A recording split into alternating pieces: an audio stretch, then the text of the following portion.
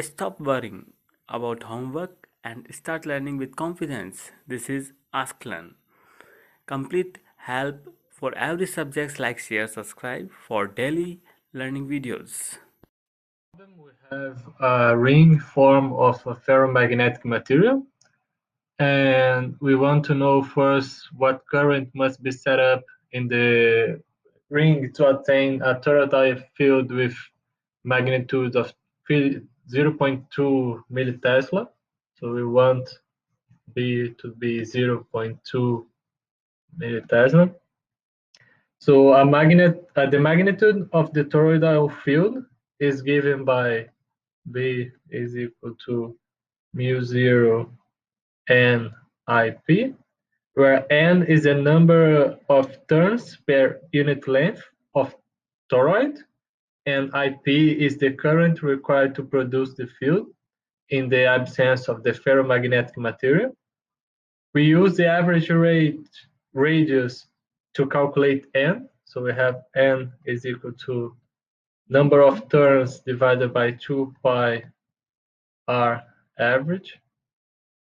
So we have 400 turns divided by 2 pi, and the average radius is 5.5 10 to the minus 2 meters. So we have 1.16 times 10 to the 3 turns by meters.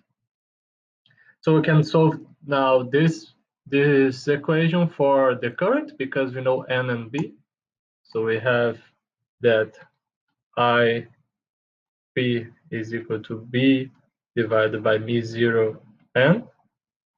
And then this is 0.2 times 10 to the minus 3 Tesla divided by mu 0 is 4 pi times 10 to the minus 7 Tesla meters divided by ampere. And then the number of turns is 1.16 times 10 to the 3, 1 over meters. And then plugging this in the calculator, we have a current of 0.14 amperes. Now for part B, we put a secondary coil around the toroid that has 50 turns and a resistance of 8 ohms. And we want to know how much charge moves through the secondary coil when the current in the toroid windings is turned on. So we have, if phi is the magnetic flux through the secondary coil, then the magnitude of the EMF induced in the coil will be epsilon is equal to n d phi dt. And the current in the secondary coil will be IS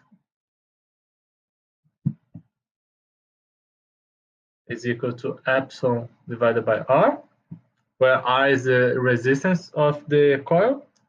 So we can write this directly. The current in terms of the variation of the flux is N over R d phi dt. The charges that passes through the secondary when the primary current is turned on is then Q is the integral of this current in the interval of time. And because the current is written as a total derivative, so we have n over r integral d phi dt dt. This is just n phi over r, where we choose phi of 0 equals 0.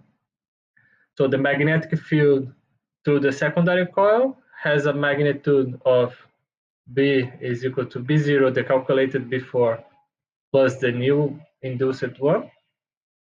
And this is 801 B0, where Bm is the magnetic field of the dipole. The total field is perpendicular to the plane of the secondary coil, so the magnetic flux is AB, where A is the area of the ring and B is the magnetic field. So if R is the radius of the ring, we have a circular cross section. So we have the flux.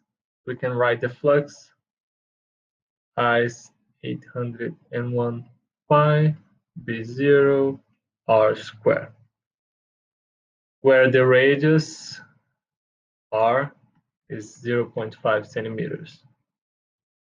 So we can find the value for the flux, and by consequence, we find the value for the charge. So we have the flux is 801 pi b is 0.2 times 10 to the minus 3 Tesla, and the radius is 0.5 times 10 to the minus 2 meters square.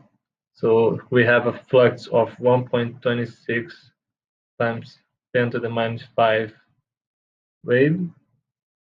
And then, because we have the flux, now we can find directly the charge. So the charge is 50 times 1.26 times 10 to the minus 5 divided by 88 ohms. And we have a charge of 7.9 times 10 to the minus 5 coulombs. So this is a charge that moves in the secondary coil when the toroidal windings is turned on.